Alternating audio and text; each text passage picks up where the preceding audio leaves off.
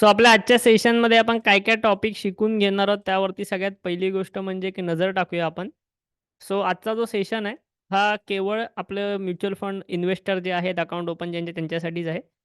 तर आजच्या सेशनमध्ये आपल्याला बेसिकली मेन कन्सेप्ट शिकायचं की तो म्हणजे इन्व्हेस्टमेंटमध्ये तुमच्या कोणत्याही प्रकारच्या इन्व्हेस्टमेंटमध्ये टाईम व्हॅल्यू हा कन्सेप्ट किती इम्पॉर्टंट आहे आणि टाईम व्हॅल्यू हा कन्सेप्ट नेमका काय आहे हे आपण आज बघून घेणार आहोत. त्यानंतर टाईम व्हॅल्यू हा कन्सेप्ट बघून घेतल्यानंतर, समजून घेतल्यानंतर तुम्हाला हेही समजेल, की तुम्ही तुमचा इन्व्हेस्टमेंट डिसिजन जो घेतला असेल, मग तो आधी कोणताही डिसिजन असेल, तो करेक्ट आहे का? किंवा कशाप्रकारे हेही तुम्हाला समजेल. माझा आवाज जर सगळ्यांना क्लिअर येत असेल, तर एकदा फक्त कन्फर्म करा. स्पष्ट येत असेल, तर एकदा फक्त रेज हँड करून कन्फर्म केलात तरी चालेल. थर्ड थिंग आपण बघून घेणार आहोत, ती म्हणजे ड्रॉबॅक ऑफ सेक्टरल इन्व्हेस्टमेंट. कारण की असं बघण्यात आलेलं आहे मला, की भरपूर जण सेक्टोरल इन्व्हेस्टमेंट करत आहेत. सेक्टोरल इन्व्हेस्टमेंट म्हणा किंवा थीमॅटिक इन्व्हेस्टमेंट म्हणा, हे भरपूर लोकं करत आहेत. आपल्यापैकीच भरपूर लोकं करत आहेत. सो सेक्टोरल इन्व्हेस्टमेंट करणं हे वाईट नाहीये, पण ह्याचे ड्रॉबॅक्स काय आहेत हे आपल्याला माहिती असलं पाहिजे ऑलरेडी. सो ते मी तुम्हाला सांगणार आहे.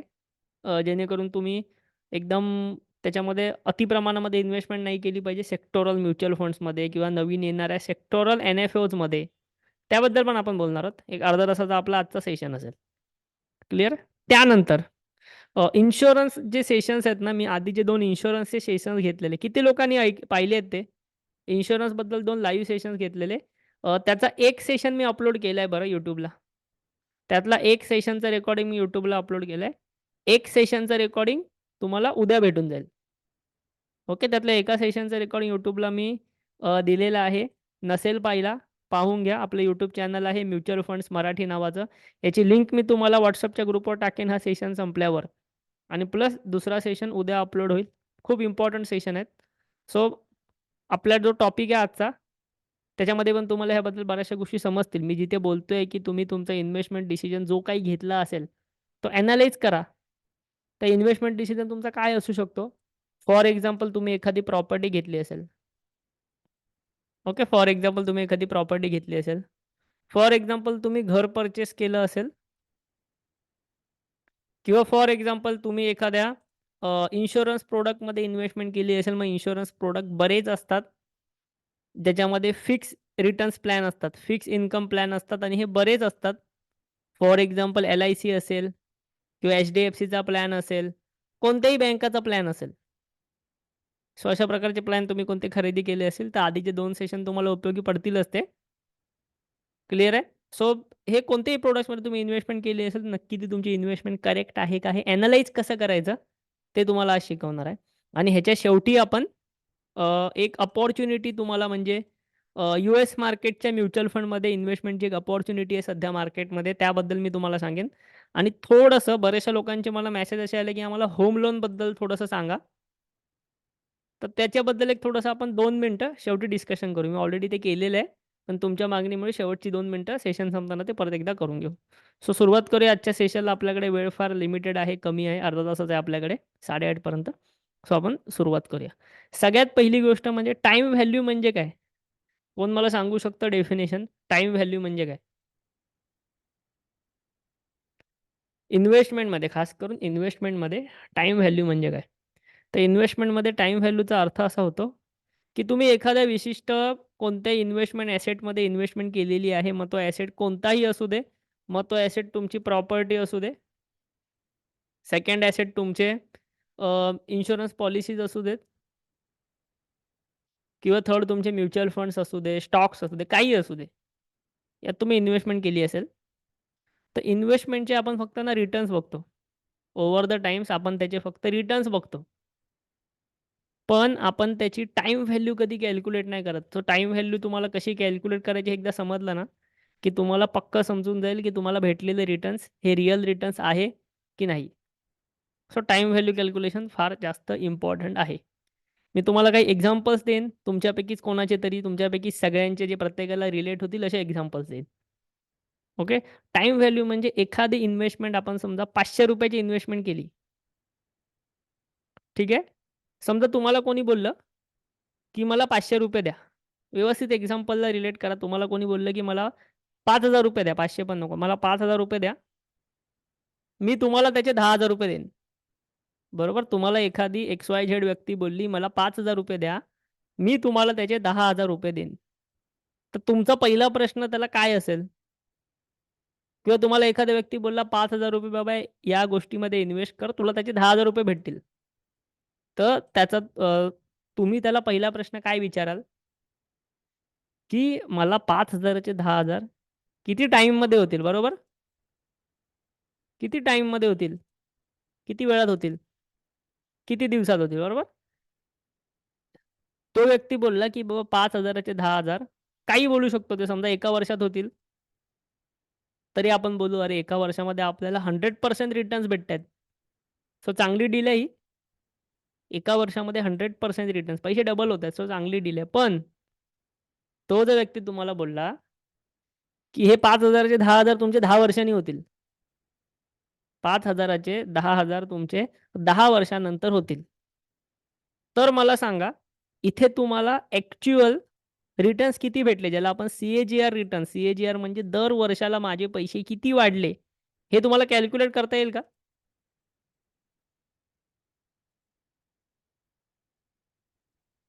हे तुम्हाला कॅल्क्युलेट करता येईल. एका वर्षाला तुम्हाला कॅल्क्युलेट करता आलं. एका वर्षात पैसे डबल. पण इथे तुमचे 10 वर्षामध्ये पैसे डबल होत आहेत. म्हणजे 10 वर्षामध्ये तुम्हाला 100% रिटर्न्स भेटतायत. पण यावरनं तुम्हाला आत्ता इथे बसल्या-बसल्या हे कॅल्क्युलेट करता येईल का? की मला सी-ए-जी-आर रिटर्न्स किती भेटले? दर वर्षाप्रमाणे मला रिटर्न्स किती भेटले? येस. सो ह्याचा एक सिंपल रूल आहे. तुम्ही तो बऱ्याच वेळेला ऐकलेला असेल. पण मी तुम्हाला हे कोणत्याही रूलमध्ये न घुसवता सिंपल एक्सेल शीटमध्ये जाऊन कॅल्क्युलेशन करतो. ही एक्सेल शीट मी तुम्हाला ऑलरेडी दिलेली आहे. तुम्हाला नसेल भेटली आजचा सेशननंतर परत एकदा पाठवेन. पण ही एक्सेल शीट तुमच्याकडे पाहिजे. तुम्हाला कोणत्याही तुमच्या गोष्टीचे, पॉलिसीचे, प्लान्सचे, घराचे, कशाचेही रिटर्न्स इथे कॅल्क्युलेट करता आले पाहिजे.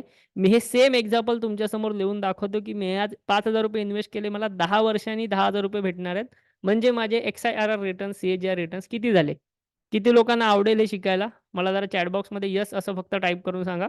सो आपण डायरेक्टली ह्याच्यावरती जाऊया. ओके, आपण डायरेक्टली ह्याच्यावरती जाऊया. सो मला एक काम करू दे, फक्त हे कॉपी करून घेऊ दे नवीन शीटमध्ये. ओके, सो आता समजा मी आहे 2024 मध्ये. ठीक आहे? 2024 1 जानेवारी 2024ला मी एखाद्या व्यक्तीला ₹5,000 दिले. ₹5,000 दिले आणि तो बोलला, की 10 वर्षांनी म्हणजे जवळपास 2033ला बरोबर? 10 वर्षांनी म्हणजे 2033ला बाबा तुला मी ₹10,000 देईन. सो याचे रिटर्न्स किती झाले ते आपण आता कॅल्क्युलेट करूया. 1 मिनिटं. इथे आपलं एक्सेल शीट पहिली नीट करून घेऊ. आणि ह्याच्यामध्ये तुम्हाला काय जास्त शिकायची गरज नसते. सोपी शीट मी तुम्हाला तयार करून दिलेली आहे. तुम्ही कशासाठीही वापरू शकता. ह्याचा यूज तुम्हाला अनलिमिटेड आहे. फक्त तो तुम्हाला काय आहे हे समजलं पाहिजे एवढंच. 2033 पर्यंतच मला पाहिजे. 34 वगैरे पुढचे मला उपयोगी नाहीत. सो मी ह्याला डिलीट करतो. ओके. ह्याला पण डिलीट करतो. हे काय इथे आहे ते. ओके. ठीक आहे. आता मी अमाउंट त्याला दिलेली आहे ₹5,000 2024ला आणि मला 2033ला भेटणार आहेत ₹10,000. ₹10,000 आता हे एखाद्याला वाटेल अरे पैसे डबल झाले. पण ह्याच्यामध्ये टाईम व्हॅल्यू हा फॅक्टर आहे. तो टाईम व्हॅल्यू आहे 10 वर्ष. टाईम व्हॅल्यू हा जो फॅक्टर आहे ना, तो आहे 10 वर्ष. आता तुम्हाला ही डील छोटी होती म्हणून बघून वाटलं अरे फालतू डील आहे एकदम. पण जेव्हा इथे तुम्हाला वेगवेगळे प्लॅन्स दिले जातात, खास करून इन्शुरन्स कंपन्यांकडून. मी ऑलरेडी त्यांचं बरंच काही सांगितलंय तुम्हाला. सो ते तुम्ही आधीचे 2 व्हिडिओ बघून घ्या. सो याचे रिटर्न्स कॅल्क्युलेट करायची सोपी पद्धत आहे. एक्स-आय-आर-आर रिटर्न्स याला म्हणतात. एक्स-आय-आर-आर म्हणजे दर वर्षाला तुम्हाला सी-ए-जी-आर टाइप किती रिटर्न्स भेटले ते. सो याचा फॉर्म्युला आहे इज इक्वल टू एक्स-आय-आर-आर हा फॉर्म्युला मी आधीही YouTubeच्या व्हिडिओमध्ये शिकवलेला आहे. सो इथे नाही समजलं तर ते व्हिडिओ बघून घ्या. स्टार्ट टू एंड मी सिलेक्ट करणार, कॉमा देणार, परत स्टार्ट टू एंड सिलेक्ट करणार, ब्रॅकेट क्लोज करणार. ओके. त्यानंतर मला पर्सेंटेज पाहिजेत. सो मी काय करेन, पर्सेंटेज काढण्यासाठी 100 इंटू ही जी अमाउंट आहे, ठीक आहे. 100 इंटू ही जी अमाउंट असेल ह्याच्यामध्ये किती आहे 0.0799 0.0799. एक मिनिट फॉर्म्युलामध्ये काहीतरी चुकीचं झालंय. ठीक आहे. इथे तुम्हाला काय दिसतंय 0.079 याचा अर्थ काय मी थोडंसं मोठं करतो. बऱ्याच जणांना दिसत नाही may be. Okay. XIRR returns तुम्हाला एवढे आले. सो ह्याला जर तुम्ही 100 ने मल्टिप्लिकेशन केलं तर तुमचे उत्तर येते 7.99. याचा अर्थ काय की तुम्हाला फक्त 7.9% चे रिटर्न्स भेटले ह्या डीलवरती. म्हणजे जर तुम्ही XIRR रिटर्न्स काढलात, XIRR रिटर्न्स कसे कॅल्क्युलेट होतात, ज्या डेटला तुम्ही पैसे दिलेत आणि ज्या डेटला तुम्हाला भेटणार आहेत, तो कंप्लीट कालावधी कॅल्क्युलेट केला जातो. जेणेकरून तुम्हाला एव्हरेज XIRR रिटर्न्स म्हणजे दर वर्षाला तुमचे पैसे फक्त 7.9% ने वाढत आहेत. हे तुम्हाला कसं कळलं? ह्या शीटमुळे कळलं. सो 7.9% ने पैसे दर वर्षाला वाढतायत, तर तुम्ही कोणत्याही अशा स्कीममध्ये गुंतवण्यापेक्षा सरळ त्याचा काय करू शकता? सरळ त्याची एफ-डी करू शकता. तिथे पण तुम्हाला 10 वर्षाची एफ-डी करायला गेलात, तर 8% रिटर्न भेटतो. क्लिअर आहे? सो अशा प्रकारे तुम्हाला हा टाईम व्हॅल्यूचा फॅक्टर माहिती पाहिजे. टाईम व्हॅल्यूचा फॅक्टर आपल्याला माहिती नसतो. आता ह्याच्यामध्ये ना बरीचशी लोकं म्हणजे जेव्हा डिबेट करायला येतात, तेव्हा असं बोलतात, की बाबा आम्ही खूप आधी प्रॉपर्टी घेतलेली होती. बरोबर प्रॉपर्टीमधले जे इन्व्हेस्टमेंट होते, त्याच्या आधी प्रॉपर्टीबद्दल बोलण्याआधी एक गोष्ट लक्षात घ्या, की मी इथे कोणत्याही रेसिडेन्शियल प्रॉपर्टीचा अर्थ होतो, की तुम्ही स्वतःला राहण्यासाठी जे घर घेतलेलं आहे. क्लिअर आहे. मी आता इथे जे प्रॉपर्टीचं डिस्कशन करणार आहे, त्यामध्ये मी कुठेही तुम्ही स्वतःला राहण्यासाठी जे घर घेतलेलं आहे, त्याबद्दल बोलत नाहीये. कारण की माझं असं म्हणणं आहे, की तुम्ही स्वतःला राहण्यासाठी जे घर घेतलेलं आहे ना, ती तुम्ही तुमच्या सोयीसाठी घेतलेलं आहे. बरोबर? त्या स्वतःला राहण्यासाठी घेतलेल्या घरातनं आपल्याला काही रिटर्न्स येतील, तिथून आपल्याला काही पैसे येतील किंवा ते घर आपल्याला काही पैसे मिळवून देईल अशी आपली अपेक्षा नसते. आपली अपेक्षा काय असते, की बाबा आपलं घर असावं त्यात आपण राहावं. सो तिथे आपण हा फॅक्टर नाही पकडणार आहे. मी रेसिडेन्शियल प्रॉपर्टी म्हणजे स्वतः राहत्या घराबद्दल नाही बोलत आहे. मी अशा प्रॉपर्टीबद्दल बोलते जी आपण इन्व्हेस्टमेंट पर्पजसाठी घेतलेली असते. आपल्याला सवय असते, की आपल्याकडे पैसे आले, की आपण इन्व्हेस्टमेंट पर्पजसाठी एखादी सेकंड प्रॉपर्टी घेतो. त्याबद्दल मी फक्त बोलतोय. ओके. राहत्या घराबद्दल नाही बोलत आहे. राहतं घर प्रत्येकाचं झालंच पाहिजे. सो मी तुम्हाला असं असं सांगणाऱ्यामधला नाही आहे, की रेंटने राहावं वगैरे. राहतं वगैरे झालंच पाहिजे. पण इथे आपण सेकंड प्रॉपर्टीबद्दल बोलतोय. जे आपण इन्व्हेस्टमेंट पर्पजसाठी घेतो. ओके. सो आता ह्याच्यामध्ये काय प्रॉब्लेम होतो, की बरीचशी लोकं बोलतात, की बाबा मी किंवा राहत्या घराबद्दल पण काही लोकं बोलतात. काही लोकं राहत्या घराबद्दल पण बोलतात, की आम्ही जवळपास 20 वर्षापूर्वी तुमच्याकडे काही एक्झाम्पल्स असतील किंवा तुमची स्वतःचे काही एक्झाम्पल्स असतील. 20 वर्षापूर्वी मी ₹5,00,000 चं घर घेतलेलं होतं. बरोबर 20 वर्षापूर्वी ₹5,00,000 ची घरं भेटायची बरोबर? सिटीमध्ये मुंबईसारख्या शहरामध्ये 20 वर्षापूर्वी ₹5,00,000 तुम्हाला घर भेटून जातं चाळीमध्ये वगैरे असेल किंवा छोट्या ह्याच्यामध्ये. सध्या नाही पॉसिबल आहे. तर मी 20 वर्षापूर्वी 5,00,000चं घर घेतलेलं होतं. 20 वर्षानंतर 2024 मध्ये त्याची किंमत आहे 50,00,000. बरोबर हे रिअलिस्टिक एक्झाम्पल वाटतंय तुम्हाला? Yes, no? हे बरोबर एक्झाम्पल आहे ना, म्हणजे 20 वर्षापूर्वी जर तुम्ही ₹5,00,000 चं एखादं घर घेतलंय, त्याच्यामध्ये तुम्ही राहताय अजून, तर आपण लोकांना सांगतो, की मी हे घर 5,00,000त घेतलेलं, आता त्याची ₹50,00,000 व्हॅल्यू आहे. सो आपण काय बघतो, की आपले पैसे किती झाले? आपले पैसे 10 पट झाले. 5,00,000चे 50,00,000 झाले. ओके आणि आपण ते सांगत असतो सगळ्यांना, की मी माझे 5,00,000चे 50,00,000 याच्यामध्ये झाले. पण एक गोष्ट लक्षात घ्या, 5,00,000चे 50,00,000 झाले, पण ह्याच्यामध्ये टाईम व्हॅल्यूचा फॅक्टर कुठे गेला? टाईम व्हॅल्यूचा फॅक्टर आपण कन्सिडर नाही केला. आपण फक्त हे कन्सिडर केलं, की माझे पैसे किती 10x झाले, 10 पट झाले. पण टाईम व्हॅल्यूचं काय? टाईम व्हॅल्यूमुळे तुम्हाला किती रिटर्न्स भेटलेत नक्की सी-ए-जी-आर, एक्स-आय-आर रिटर्न्स किती भेटलेत? ते आपण कॅल्क्युलेट करूया. माझ्याकडे शीट बनवलेली आहे. ठीक आहे. शीट आपल्याकडे आहेच. इथे बघा. 2005 मध्ये 5,00,000चं घर आपण घेतलं. एक्सेल शीट मी ऑलरेडी पाठवली आहे आपल्या ग्रुपला. परत एकदा पाठवतो. सध्या फक्त इथे लक्ष द्या. 2005 ला 5,00,000चं घर आपण घेतलं आणि 20 वर्षाने म्हणजे 2024 ला आजच्या दिवशी समजा 1/1 ला त्याची किंमत आहे 50,00,000 बरोबर? बरोबर की नाही? 5,00,000चं घर 50,00,000 झालं. तुमचे पैसे 10x झाले. पण ह्याच्यामध्ये टाईम व्हॅल्यूचा फॅक्टर आपण कन्सिडर केला, तर रिटर्न्स किती आहेत बघूया. मला एक्स-आय-आर-आर रिटर्न्स काढायचे आहेत. ह्याचे रिटर्न्स किती येत आहेत? Is equal to XIRR. इथे माझे 5,00,000 मायनस काय आहेत? कारण मी घर घेताना 5,00,000 दिले. आता मला 50,00,000 भेटलेत. कॉमा दिला आणि मी टाईम व्हॅल्यू इथे कॅल्क्युलेट केली. टाईम व्हॅल्यू आहे तुमच्या इन्व्हेस्टमेंटमध्ये सगळ्यात इम्पोर्टंट गोष्ट आहे आणि एंटर केलं. किती आले? जर तुम्ही हे पर्सेंटेजमध्ये काढलात 0.12 8 म्हणजे ह्याचे पर्सेंटेजमध्ये काढला तर हे रिटर्न्स तुम्हाला आले 12.8%.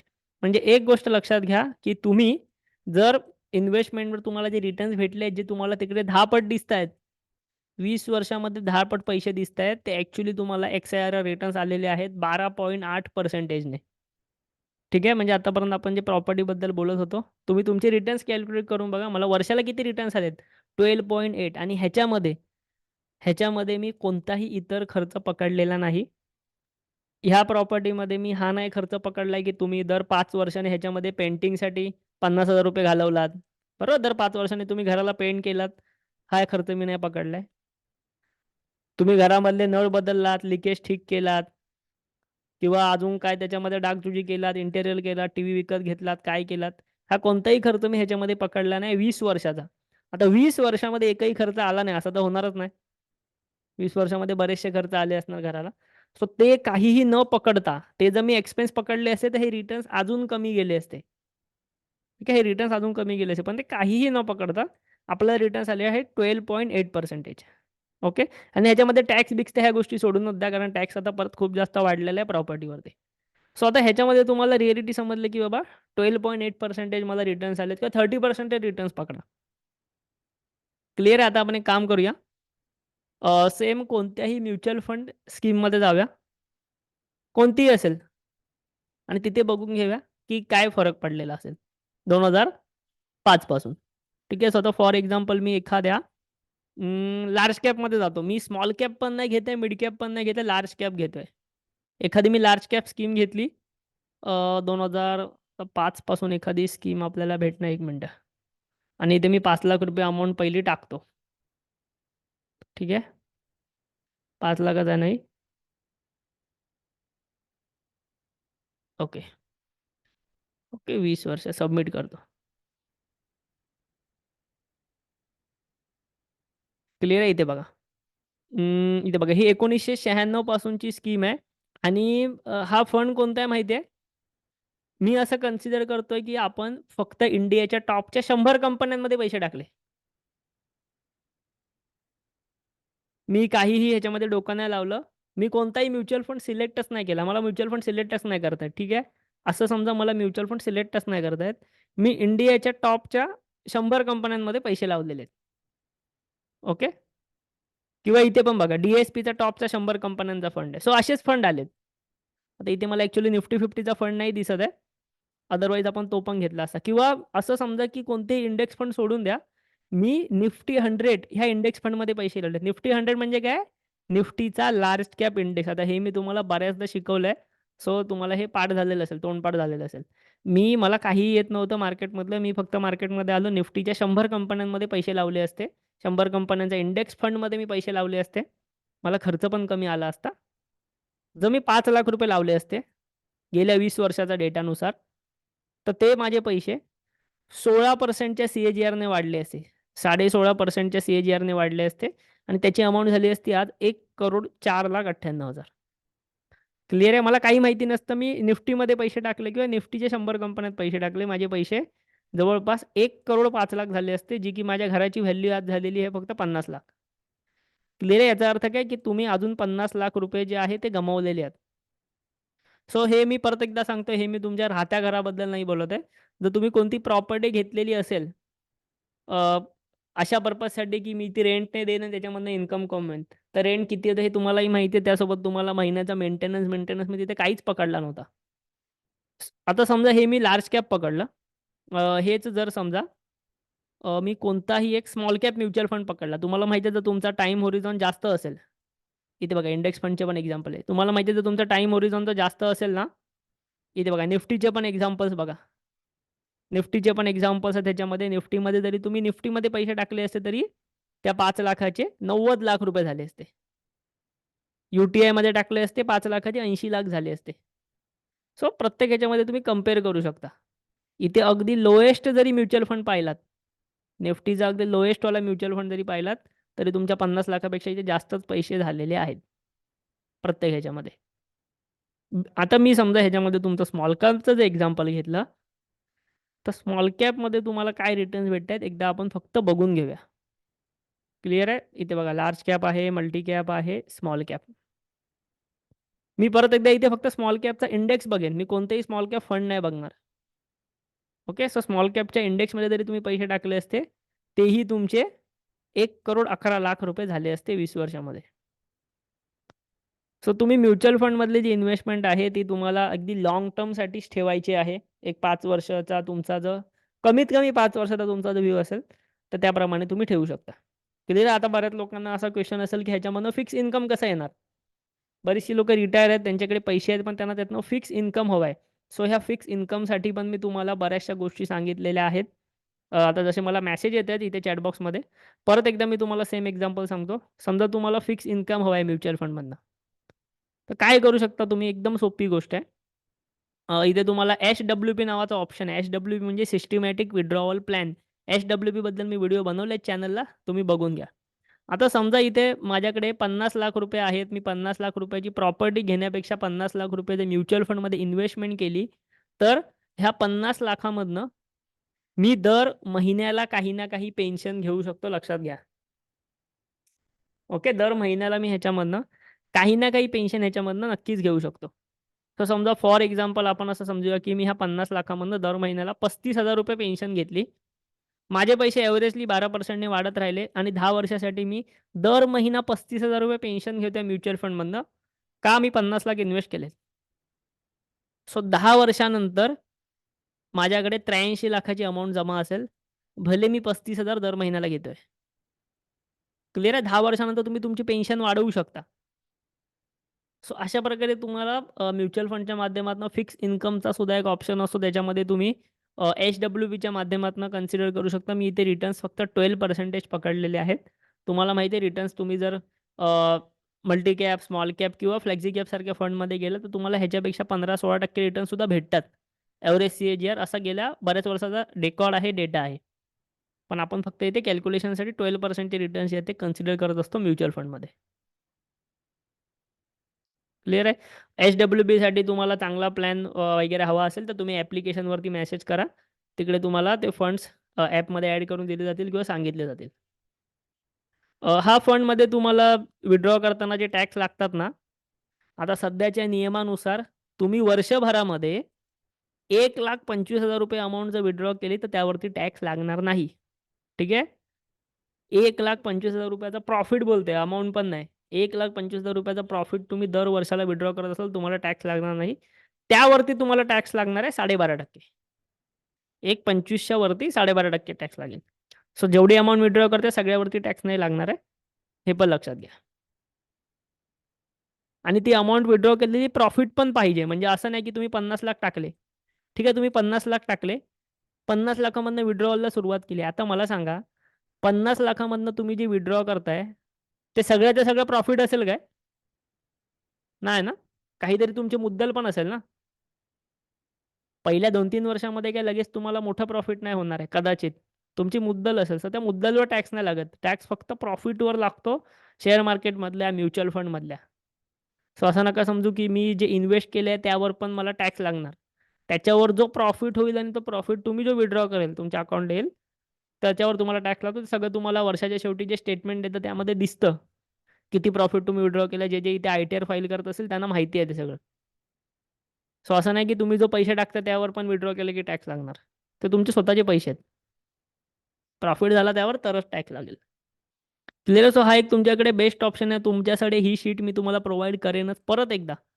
कोणताही प्लॅन असेल मी तुम्हाला ह्याच्यामध्ये इन्शुरन्स प्लॅनचं पण सांगितलं. इथे बघा सगळे इन्शुरन्स प्लॅन्स माझ्याकडे आहेत जे मी तुम्हाला शिकवले. त्याचे रिटर्न्स पण बघा. जवळपास 5-5.5% च्या वरती कोणताही इन्शुरन्स प्लॅन तुम्हाला रिटर्न्स देत नाही. इथे पण इन्शुरन्स प्लॅनचे रिटर्न्स मी घेतलेले आहेत बघा. इथे पण 5-5.5% रिटर्न्स आहेत. इथे पण एक 5-5.5% रिटर्न्स आहेत. शॉर्ट टर्ममध्ये आपल्याला विथड्रॉच नाही करायचं ना शक्यतो. 1 वर्षाच्या नंतरच विथड्रॉ करा. पॉसिबल असेल 1 वर्ष थांबायचं तर 1 वर्षानंतर विथड्रॉ करा. क्लिअर आहे? आता मी तुम्हाला जो सेकंड टॉपिक सांगितलेला, हे झालं तुमच्या इन्व्हेस्टमेंटबद्दल, टाईम व्हॅल्यूबद्दल, टाईम व्हॅल्यू कन्सिडर करण्याबद्दल. आता मी तुम्हाला एक सेकंड टॉपिक सांगितलेला. मला बरीचशी जण मेसेज करतात एन-एफ-ओबद्दल. एन-एफ-ओ म्हणजे काय? New funds offer. आता न्यू फंड्स ऑफरमध्ये प्रॉब्लेम काय होतो लक्षात घ्या. मी तुमच्यासोबत एक एन-एफ-ओ डिस्कस केलेला होता, जो की आपल्या होता डिफेन्स फंडचा. ठीक आहे. डिफेन्स हे सेक्टर सध्या फॉर्ममध्ये, त्यामुळे मी तो तुमच्यासमोर डिस्कस केलं. त्यानंतर कोणतेही एन-एफ-ओ मी डिस्कस नाही केले. सो लक्षात घ्या, हे जे एन-एफ-ओ आहेत ना, आता मला सांगा, बजाज फिन्झोचा हा लार्ज कॅप आणि लार्ज कॅपचा फंड आहे. ठीक आहे. मला विचार करून सांगा, म्युच्युअल फंड इंडस्ट्रीमध्ये हा एकमेव लार्ज कॅप फंड आलाय का नवीन? ह्याच्या आधी एक पण लार्ज कॅप फंड नाहीये का? म्युच्युअल फंडमध्ये ह्याच्या आधी एक पण लार्ज कॅप फंड नाहीये का? आहेत ना, बरेच आहेत. सो हा जर लार्ज कॅप फंडला, ह्याच्यामध्ये नवीन काय आहे? काहीच नवीन नाही. क्लिअर आहे? त्यानंतर इथे बघा, मॅन्युफॅक्चरिंग फंड. ह्याच्या आधी एक पण मॅन्युफॅक्चरिंग फंड नाहीये का? आहे ना? तर ह्याच्यामध्ये नवीन असं काय नाही. मी जो मागे डिफेन्स फंड डिस्कस केलेला होता, तो इंडियातला पहिला डिफेन्स इंडेक्स फंड होता म्हणून डिस्कस केलेला. कारण त्याच्या आधी कोणता डिफेन्स इंडेक्स फंड नव्हता. डिफेन्स फंड होता पण इंडेक्स नव्हता. आता हा कोटकचा निफ्टी मिड कॅप 50चा इंडेक्स फंड आहे. ह्याच्या आधी पण आहेत ऑलरेडी. इनोव्हेटिव्ह अपॉर्च्युनिटीज, बऱ्याच कंपन्यांच्या आहेत इनोव्हेटिव्ह अपॉर्च्युनिटीज फंड. सो असं नाही की ही लोकं काही नवीन आणतायत. फक्त जसं शेअर मार्केट वरती-वरती चालताना नवीन-नवीन आय-पी-ओ येत असतात, तसं म्युच्युअल फंडचं मार्केट वरती जाताना नवीन-नवीन एन-एफ-ओ येतात. बाकी काही नाही. क्लिअर आहे? आणि एन-एफ-ओमध्ये तुम्हाला, एक मिनिटं, तुम्हाला शीट दिसत नसेल, एक मिनिटं. आता दिसते स्क्रीन सर्वांना? ओके. आता सगळ्यांना स्क्रीन दिसेल. इथे बघा. हा बजाज फिन्झोचा लार्ज कॅप फंड आहे किंवा हा इन्व्हेस्कोचा मॅन्युफॅक्चरिंग फंड आहे. सो हे असं नाही की पहिल्यांदा नवीन काहीतरी आलेत. ऑलरेडी येऊन गेलेले आहेत. त्यानंतर आता इथे बरीच लोकं विचारतायत मला, ग्रोचा निफ्टीचा इलेक्ट्रिक व्हेइकल्स ह्या फंडबद्दल. सर येस, हा एक नवीन फंड आहे. तुमचा जर इलेक्ट्रिक व्हेइकल्स या इंडस्ट्रीबद्दल जर विश्वास असेल, तुम्हाला जर खात्री असेल, तर तुम्ही ह्याच्या एन-एफ-ओमध्ये इन्व्हेस्टमेंट करू शकता. आता इन्व्हेस्टमेंट करण्यासाठी एन-एफ-ओमध्येच इन्व्हेस्टमेंट केली पाहिजे असं पण काही नाही. हा फंड लिस्टेड झाल्यावर इन्व्हेस्टमेंट करा. काही बदलणार नाहीये. सेम व्हॅल्यूला तुम्हाला भेटणार आहे. सो असं काही नाहीये, की तुम्हाला ई-व्हीबद्दल जर खात्री असेल तरच तुम्ही ह्यामध्ये इन्व्हेस्टमेंट करा. आता मी हे ई-व्ही, डिफेन्स ह्याच्याबद्दल बोलताना, रेल्वे ह्याच्याबद्दल बोलताना सेक्टोरलबद्दल बोलतो. सो लक्षात घ्या, सेक्टोरल फंड हे असे फंड असतात, की जे त्यांची मिनिमम 80% ऑफ इन्व्हेस्टमेंट जी आहे ती एका स्पेसिफिक सेक्टरमध्ये करतात. ठीक आहे. सेक्टोरल फंडपेक्षा थीमॅटिक फंड मी बोलतो. थीमॅटिक फंड असे असतात, जे त्याची 80% ऑफ इन्व्हेस्टमेंट एका स्पेसिफिक सेक्टरमध्ये करतात. सो जर त्या सेक्टरमध्ये काही प्रॉब्लेम आला, तर तुमचा ओव्हरऑल फंड जो, तो तुम्हाला निगेटिव्ह रिटर्न्स देऊ शकतो पुढची अनेक वर्ष. आणि जर तो स्पेसिफिक सेक्टर पळायला लागला, तर तुम्हाला तो चांगले रिटर्न्स देऊ शकतो. सो अशी ही दुहेरी तलवार आहे. तर तुम्हाला अ, चांगले रिटर्न्स भेटले, तर ठीक आहे, तुमचं नशीब आहे. अदरवाईज तुम्हाला ओव्हरऑल तुमचा पोर्टफोलिओ हा डाउन पण करू शकतो. सो तुम्ही जर एकदम कन्झर्व्हेटिव्ह इन्व्हेस्टर असाल, तुम्हाला लाँग टर्ममध्ये पैसा बिल्ड करायचा असेल, लाँग टर्ममध्ये 5 वर्षात, 10 वर्षात, तर तुम्ही ह्या फंडपासून अशा लांब राहिलात तर बेटर असेल. माझ्या स्वतःच्या पोर्टफोलिओमध्ये एकही सेक्टोरल म्युच्युअल फंड नाही. हे पण मी सांगतो, एकही डिस्क्लेमर देतो, एकही सेक्टोरल फंड नाही माझ्याकडे. आणि इलेक्ट्रिक व्हेइकल्स ह्या इंडस्ट्रीमध्ये मी स्वतः माझी ₹1 पण इन्व्हेस्टमेंट नाही. येस, तुम्हाला जर विश्वास असेल तर तुम्ही ह्याच्यामध्ये करू शकता. पण सेक्टोरल इन्व्हेस्टमेंटपेक्षा तुम्ही जर ओव्हरऑल जे ओव्हरऑल फंड आहेत, म्हणजे स्मॉल कॅप फंड असेल, मिड कॅप फंड्स असतील किंवा फ्लॅक्सी कॅप असतील, ओव्हरऑल मार्केटमध्ये जे इन्व्हेस्टमेंट केलात, तर तुम्हाला एक खात्री राहील, की मला एक 12-13% रिटर्न्स तर येतीलच. मला 100% रिटर्न्स नको आहेत मार्केटमधनं, खास करून म्युच्युअल फंडमधनं. मला 100% रिटर्न्स नको आहेत, 50% नको आहेत. मला 13, 14 ते 15च्या दरम्यान रिटर्न्स दिले तरी चालतील. सो माझी लाँग टर्ममध्ये वेल्थ तयार होईल. अशा कॅटेगरीमध्ये तुम्ही असाल, तर तुम्ही एक नॉर्मल म्युच्युअल फंड्समध्ये जावा, जे मी तुम्हाला काही सांगितलेले आहेत वगैरे ते. पण तुमची जर रिस्क घेण्याची कॅपॅसिटी असेल, तरच तुम्ही हा सेक्टोरल फंड असतील, थीमॅटिक फंड्स असतील, हे जे वेगवेगळे प्रकार आहेत ना, त्यामध्ये तुम्ही गेलं पाहिजे. क्लिअर आहे सर्वांना? आता एक शेवटचा टॉपिक मी घेतो. टाईम ऑलरेडी झालेला आहे. पण तरी एक टॉपिक घेतो, कारण की बऱ्याच जणांची मागणी होती होम लोनबद्दल. सो हा कंप्लीट सेशन मी डिस्कस केला आहे होम लोनचा. मी तुम्हाला सर्व व्हिडिओच्या लिंक शेअर करेन. हा सेशन संपला इथे बघा. Home loan interest free. पण ह्या होम लोनमध्ये एक इम्पोर्टंट गोष्ट असते. मी जेवढी लोकं मला भेटतात तेवढं सगळ्यांना सांगतो. कारण की हे तुम्हाला कोणतीही बँक सांगत नाही, सांगणार नाही. कोणताही एजंट तुम्हाला सांगणार नाही. सो सिंपल गोष्ट, जी पण लोकं आज लोन घेण्याचा विचार करतायत, पहिली गोष्ट म्हणजे आजच्या घडीला लोन सगळ्यात महाग आहेत. इंटरेस्ट रेट सगळ्यात टॉपवरती आहेत. सो लोन सगळ्यात महाग आहेत. ठीक आहे. तर समजा तुम्ही एक 25,00,000चं लोन घ्यायला गेलात. 25,00,000चं लोन घ्यायला जर तुम्ही गेलात, तुमचं चालू असलेलं लोन इंटरेस्ट फ्री कसं करायचं हेही मी तुम्हाला सांगणार आहे. आधी एकदा सांगितलेलं आहे, परत एकदा शॉर्टमध्ये सांगणार आहे. तुम्ही समजा 25,00,000चं लोन घेतलं 25 वर्षासाठी. मुद्दामून तुम्हाला तुमची बँक जास्त वर्षासाठीच ते देणार. मी जे काही बोलतोय त्याचा तुम्हाला अनुभव आलेला असेल. आणि समजा इंटरेस्ट रेट आपण पकडू 8.5%. 8.5% ने भेटायला पण तुमचा सिबिल खूप चांगला पाहिजे सध्या, पण आपण पकडू. 8.5% ने तुम्हाला लोन भेटलं सध्याच्या काळामध्ये. आता हा एच-डी-एफ-सीचा होम लोन कॅल्क्युलेटर आहे. याच्यामुळे असं नका समजू, की मी फक्त एच-डी-एफ-सीबद्दल बोलतोय. कोणत्याही बँकेतनं लोन घ्या, सेम परिस्थिती असते. आता ह्याचं मेन गोष्ट लक्षात घ्या. तुम्ही दर महिना ₹20,000 चा हप्ता भरणार. तुम्ही दर महिना ₹20,000 चा हप्ता भरणार. ज्यांनी लोन्स घेतलेले आहेत त्यांना हे पण माहिती आहे, की ह्याच्या व्यतिरिक्त सुद्धा काही चार्जेस असतात जवळपास 40,000 ते 50,000 पर्यंत तेही जातात. गव्हर्नमेंट चार्जेस असतात 0.3% वगैरेच्या आसपास. त्यानंतर डिस्बर्समेंट चार्जेस असतात. बरेच दुनियाभरचे चार्जेस असतात 40,000-50,000 च्या आसपास तेही जातात तुमचे. तर काही लोकं तुम्हाला त्याच्यावरती इन्शुरन्स घ्यायला लावतात. इन्शुरन्स घेणं कंपल्सरी आहे असं पण सांगतात. सो बऱ्याच गोष्टी असतात, पण त्याच्यामध्ये मी नाही घुसत आहे. आता बघा ₹20,000 चा तुम्हाला ई-एम-आय भरावा लागणार दर महिन्याला. तुम्हाला काय वाटतं 5 वर्ष तुम्ही हा ई-एम-आय भरलात. ₹20,000 तुम्ही ई-एम-आय भरताय म्हणजे दर वर्षाला किती रुपये फेडताय? अ, 2,40,000. ₹2,40,000 तुम्ही दर वर्षाला फेडता, बरोबर? तुम्हाला काय वाटतं 5 वर्षामध्ये तुम्ही किती रुपये फेडणार? 12,00,000. 5 वर्षामध्ये तुम्ही ₹12,00,000 हप्त्याच्या स्वरूपात भरणार. इथपर्यंत क्लिअर आहे का सर्वांना? असेल तर यस टाइप करा जरा मला पाठवा.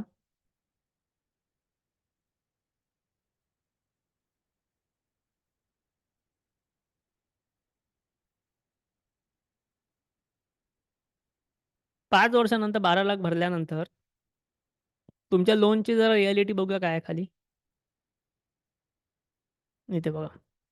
दर वर्षाला तुम्ही जवळपास किती भरता आहात? 2,40,000 भरतात.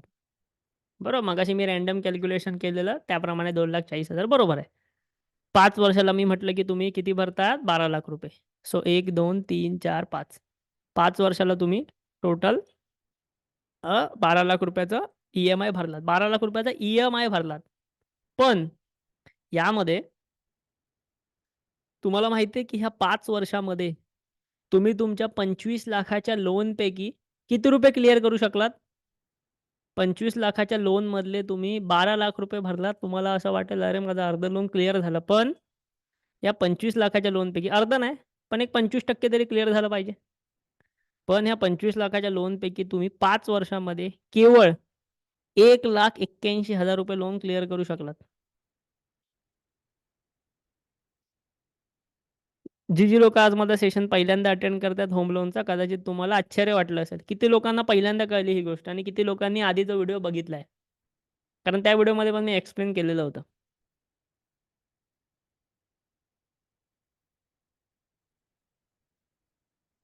किती लोकं पहिल्यांदा बघतायत? ओके. ओके. म्हणजे तुम्हाला असं वाटेल, की बाबा मी ₹12,00,000 भरले 5 वर्षामध्ये. माझं ॲटलीस्ट 6,00,000चं लोन क्लिअर झालं असेल ना. ₹6,00,000 हप्ता इंटरेस्ट गेला असेल, 6,00,000चं प्रिन्सिपल कमी झालं असेल. जे तुमचं कमी झालं आहे केवळ 1,80,000. सो जर तुम्ही अजून 5 वर्षांनी लोन क्लिअर करायला गेलात बँकेकडे, की बाबा मला सांगा आता किती राहिलेत, तर बँक तुम्हाला बोलेल, की तुमच्या अजून ₹23,19,000 प्रिन्सिपल भरणं बाकी आहे. का? कारण की ज्यावेळेला तुम्ही लोन घेता पहिल्या वर्षापासून तुमचा हप्तामध्ये इंटरेस्टच जास्त जातो. ठीक आहे.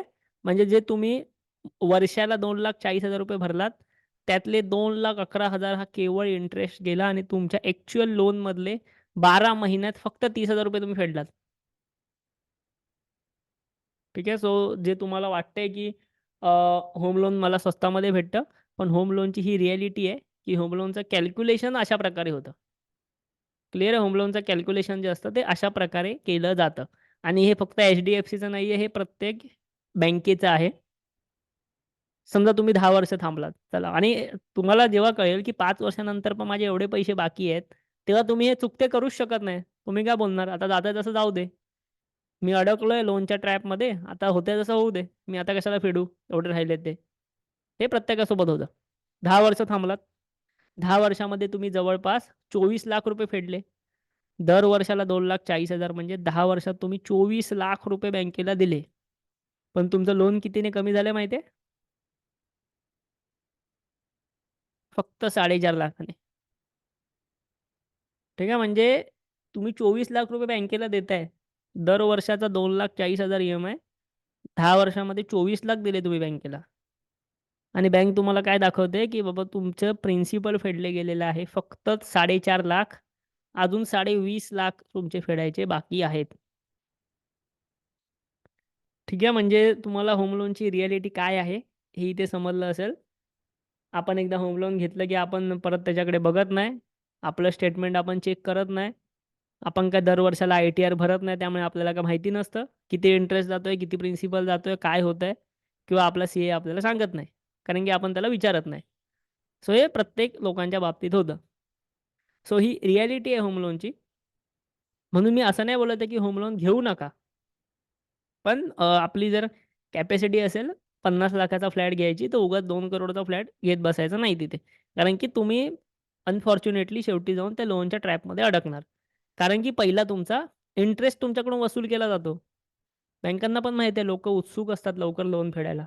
सो फटाफट त्यांच्या खिशातनं इंटरेस्ट काढायचा आणि प्रिन्सिपल एकदम छोटं 25,000, 30,000, 40,000 असं हळू वाढवायचं. आता ह्याच्यावरती ऑप्शन काय? ह्याच्यावरती ऑप्शन काय मग? ह्याच्यावरती ऑप्शन असा आहे. आता हे तुम्हाला लोन बिन घेताना कोण सांगणार नाही. ठीक आहे. इथे बघा, आता ह्याच्या बघा हे. ह्याच्यामध्ये ऑप्शन असा आहे, की तुम्हाला इथे दिसते, की तुम्ही जे 25,00,000चं लोन घेताय, ते 25,00,000चं लोन तुम्ही 25 वर्षामध्ये त्याच्यावरती ₹35,00,000 इंटरेस्ट भरणार आहात आणि ₹60,00,000 तुम्ही ओव्हरऑल पे केले. क्लिअर आहे? म्हणजे काय, की तुम्ही बँकेकडनं 25,00,000चं लोन घेतलं आणि 25 वर्षात बँकेला ₹60,00,000 पे केले. ₹60,00,000 पे करण्यामध्ये वाईट काही नाहीये. पण ते पे तुमच्या कशा पद्धतीने होतायत, त्याचं स्ट्रक्चर बरोबर नाहीये. ठीक आहे. त्याचं स्ट्रक्चर खराब आहे. हेच जर तुम्ही 50-50% घेताय किंवा इव्हन 60-40% घेताय, 70-30 घेताय. पण हे जर तुम्हाला 90 आणि 10 भेटतंय. सो हे स्ट्रक्चर खराब आहे एवढंच माझं म्हणणं आहे. आता ह्याच्यामध्ये पण बघा, तुम्ही ओव्हरऑल 25,00,000चं लोन घेतलं, 35,00,000 इंटरेस्ट फेडला, ₹60,00,000 तुम्ही फेडले 25,00,000साठी. ओके. म्हणजे याचा अर्थ आहे की 25 वर्षानंतर जरी त्या घराची व्हॅल्यू 60,00,000 झाली तरी तुम्हाला काही फायदा नाही एक पैशाचा कारण की तुम्ही ऑलरेडी तेवढे पैसे बँकेला दिलेले आहेत. तर तुमच्या घराची व्हॅल्यू जरी वाढली तरी त्याचा काय तुम्हाला तसा बघायला गेला तर फायदा नाही. त्यानंतर आता हा इंटरेस्ट झाली आहे बऱ्याच जणांनी घेतलेला आहे होम लोन. आता काय करायचं? आता जाऊन ते लगेच क्लोज तर नाही करू शकत. तर आता काय करायचं? हा इंटरेस्ट कसा रिकव्हर करायचा? किती लोकांना इंटरेस्ट आहे शिकण्यामध्ये? की 35,00,000चा इंटरेस्ट माझा मोठा जातोय मला कळलं आता. पण हा रिकव्हर कसा करायचा? हा रिकव्हर करण्यामध्ये एक सोपी स्ट्रॅटेजी, एकदम सोपी स्ट्रॅटेजी मी ऑलरेडी सांगितलेली पण आहे. त्यासाठी काय करायचं तुम्हाला? एस-डब्ल्यू-पी पण नाही करायचे. जेवढा तुमचा ई-एम-आय जातोय ना 20,000 जेवढा तुमचा ई-एम-आय जातोय, हा मी जेव्हा सेशन घेतला, जेवढ्या लोकांचे होम लोन आहेत, त्यातल्या 80% लोकांनी त्या सांगितलेल्या अमाउंटची एस-आय-पी ऑलरेडी सुरू केलेली आहे. ₹20,000 तुमचा ई-एम-आय आहे ना, मग ₹20,000 च्या फक्त 10% ₹20,000 10% म्हणजे किती झाले? ₹2,000 ची तुम्हाला फक्त एस-आय-पी सुरू करायची आहे. तुमच्या ई-एम-आयच्या 10% अमाउंटची जर तुम्ही एस-आय-पी सुरू केलात, तर तुमचा सगळा इंटरेस्ट जो जातोय, तो कव्हर होऊन जाईल. आता तुम्हाला हे परत एकदा कदाचित मॅजिक वाटेल, पण लक्षात घ्या कंपाउंडिंग हे एक मॅजिकच आहे. समजा ₹2,000 ची तुम्ही एस-आय-पी सुरू करता. तुमच्या होम लोनचं टेन्युअर आहे 25 वर्ष. एकही रुपया मी वाढवत नाहीये. 12% मला इंटरेस्ट भेटतोय. Normally returns भेटतायत. ₹2,000 जर मी होम लोनच्या कालावधी एवढं, होम लोनच्या कालावधी एवढी ती एस-आय-पी केली. जर मी 25 वर्ष लोन फेडतो, तर 25 वर्ष एस-आय-पी पण मी केली पाहिजे. तर माझ्याकडे टोटल अमाउंट साचते आहे 38,00,000च्या आसपास. ठीक आहे. अमाउंट माझी इन्व्हेस्टेड फक्त होते 6,00,000. 6,00,000 फक्त मला एक्स्ट्रा अरेंज करावे लागतील. दर महिना फक्त मला ₹2,000 एक्स्ट्रा काढावे लागतील. ₹38,00,000 माझे टोटल अमाउंट जमा होईल. जो की मी ओव्हरऑल जो इंटरेस्ट पे केलेला आहे 35,00,000चा तो कंप्लीटली इथे मला रिकव्हर करून देईल. ठीक आहे. म्हणजे होम लोनच्या अमाउंटच्या 10% अमाउंट जरी मी इन्व्हेस्ट केली एस-आय-पीमध्ये तरी माझे जो इंटरेस्ट आहे तो इथे रिकव्हर होऊन जाईल. मग त्या ठिकाणी तुम्हाला लोन लवकर क्लिअर करायची गरज नाही. तसं पण तुम्ही क्लिअर करायला गेलात तरी तुमचा काही फायदा होतच नाहीये. हे मी तुम्हाला आता दाखवून दिलं इथे. काहीच फायदा होत नाही तुमचा. तर तुम्हाला एकदा लोन तुम्ही घेतलात, तो चालू ठेवण्याशिवाय पर्याय नाही. सो त्यामुळे तुम्ही तुमचा झालेला लॉस भरून काढण्यासाठी एक 10% शक्य असेल तर 15% अमाउंटची एस-आय-पी करायला सुरुवात करा. पण ही स्पेसिफिकली मी माझा होम लोनसाठीच करणार हे लक्षात ठेवा. मग त्याचं एस-आय-पीमध्येच मी विथड्रॉ करेन, मला पैसे हवे आहेत, या पर्पजसाठी नका करू, की माझ्या होम लोनचा इंटरेस्ट मला कव्हर करायचा आहे म्हणून मी ही फक्त करतोय. सो ती वेगळी करा, वेगळ्या फंडमध्ये करा. ॲप्लिकेशनमध्ये तुम्हाला बरेचसे ऑप्शन्स आहेत. सो अशा प्रकारे तुम्ही तुमचे फायनान्सेस मॅनेज करू शकता. कोणतीही गोष्ट घेताना किंवा कोणत्याही गोष्टीत घेताना म्हणण्यापेक्षा इन्व्हेस्टमेंट करताना ही शीट तुमच्याकडे ठेवा. तुमच्या डेस्कटॉपमध्ये ठेवा, लॅपटॉपमध्ये ठेवा, मोबाईलमध्ये ठेवा. आपल्या ग्रुपवर मी टाकतो परत एकदा आणि त्यानंतर तुम्ही तुमचे डिसिजन्स जे आहेत ते घेऊ शकता. लक्षात घ्या, घर घेणं म्हणजे काही वाईट नाहीये, चुकीचं नाहीये. रिअल इस्टेटमध्ये इन्व्हेस्टमेंट करणं चुकीचं नाहीये. पण तुम्हाला किती रुपयाचं काय घेतलं पाहिजे किंवा लोन किती घेतलं पाहिजे ह्याची थोडी आयडिया असली पाहिजे. तुम्ही इथे तुमच्या हिशोबाने पण कॅल्क्युलेट करू शकता. समजा एखाद्याचं लोन 1,00,00,000 असेल. एखाद्याचं लोन 1,00,00,000 असेल, बरोबर? तर तो व्यक्तीसुद्धा इथे येऊन कॅल्क्युलेट करू शकतो, की माझे किती पैसे जातात. इथे बघा अमाउंट तुम्ही टाकली, की सगळं इथे खाली बदलतं. तर तुम्हाला सगळ्या गोष्टी समजून येतील. अ, कोणत्या म्युच्युअल फंडमध्ये एस-आय-पी करायची ह्याच्या आधी मी 27 लाईव्ह सेशन्स घेतले आहेत. त्यामध्ये सर्व गोष्टी शिकवलेल्या आहेत. तरीही तुम्हाला डाऊट असेल तर ॲप्लिकेशनवरती मेसेज करा. मागच्या 27 लाईव्ह सेशन्समध्ये मी तुम्हाला म्युच्युअल फंडची नावं सांगितलेली आहेत. तेही तुम्हाला माहिती नसेल, तर आपल्या YouTube चॅनलमध्ये मी एक एक म्युच्युअल फंड डिस्कस केला आहे. प्रत्येक कॅटेगरीचा म्युच्युअल फंड डिस्कस केलेला आहे. थोडंसं खाली आहे इथे बघा. Large cap fund, mid cap fund, small cap fund, index fund, multi cap fund, flexi cap fund filter करून दाखवले तुम्हाला. सो त्यावरती लक्ष द्या. तुम्हाला या सगळ्या क्वेशन्सची उत्तरं तुमच्या भेटतील. कोणता म्युच्युअल फंड घ्यायचा? इन्शुरन्सचा सेशन मी अवेलेबल करून दिलाय. तो तुम्ही बघणारच आहात. हा सेशन संपल्यावर होम लोनचा सेशन आहे. तो पण तुम्ही बघणार आहात हा सेशन संपल्यावर. उद्या मी तुम्हाला अजून एक व्हिडिओ अवेलेबल करून देईन. तो सुद्धा तुम्ही नक्की बघून घ्या. आजचा सेशन कसा वाटला मला सर्वांचे फीडबॅक हवे चॅट बॉक्समध्ये. प्लस मी तुम्हाला अजून एक गोष्ट सांगतो, की जर कोणाला एस-डब्ल्यू-पी वगैरे करायची असेल, एस-आय-पी तर तुम्ही इझिली करतातच आहात. काही तुम्हाला प्रॉब्लेम असेल, तुम्ही ॲप्लिकेशनवरती मेसेज करा. तिकडे आम्हाला तुम्हाला इझिली सर्व्ह करायला मदत होईल. ओके. मागील रेकॉर्डिंग सर्व ऑलरेडी दिलेले आहेत. दिले ना, मागील रेकॉर्डिंग सर्व दिले आहेत. परत एकदा ग्रुपला टाकतो. ग्रुपला थोडंसं ॲक्टिव्ह राहा. तुम्ही जर ॲक्टिव्ह असाल, तर मला आठवड्याचे 2-3 सेशन घ्यायला काही प्रॉब्लेम नाही. पण तुमचं तिथे ॲक्टिव्ह असणं थोडंसं गरजेचं आहे. ओके. ह्या सेशनचं रेकॉर्डिंग तुम्हाला सोमवारपर्यंत भेटेल. कारण आता उद्या तर सुट्टी आहे. सोमवारपर्यंत तुम्हाला भेटून जाईल. आपल्या चॅनलची लिंक मी तुम्हाला ग्रुपला टाकतो. काही व्हिडिओज तुम्हाला टाकतो. ओके.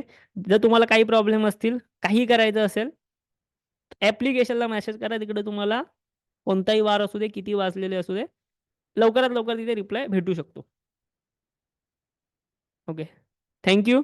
धन्यवाद. सर्व लिंक ग्रुपला टाकतो. थँक